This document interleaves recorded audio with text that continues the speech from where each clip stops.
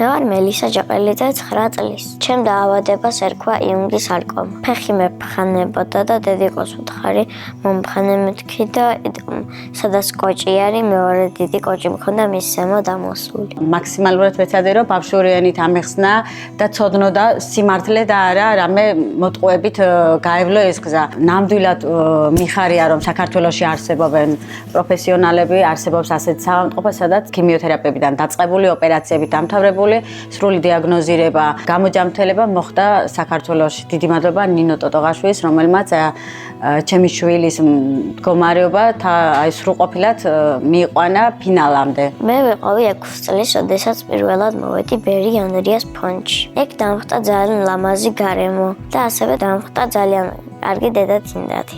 აქ მოსვლა ამიტომაც მეხაროდა, რომ აღარ მიწევდა ნემსების გაკეთება, ისე თლილი აქვს საკუთარ სახლში ვიყავი თითქოს და აქ ერთი დიდი ოჯახი მქონდა, მე კიდე მეორე დიდი ოჯახი. შენ სრულიად მშვიდად შეგიძლია დაიძინო, როცა არსებობს დედა-თინათინი და ბერი ანდრიას ფონდი. ისინი სრულ პასუხისმგებლობას ღებულობენ ყველანაირ ხარჯზე და ჩვენთვის არ არსებობს ბარიერი, რაც შეიძლება ვერ გადავლახოთ დედა-თინათინის დახმარებით. არასდროს არ განებდეთ ბავშვებო, ირბინეთ, იხტუნეთ, იცელქეთ ბევრი და გადაიტანთ სანადგრად.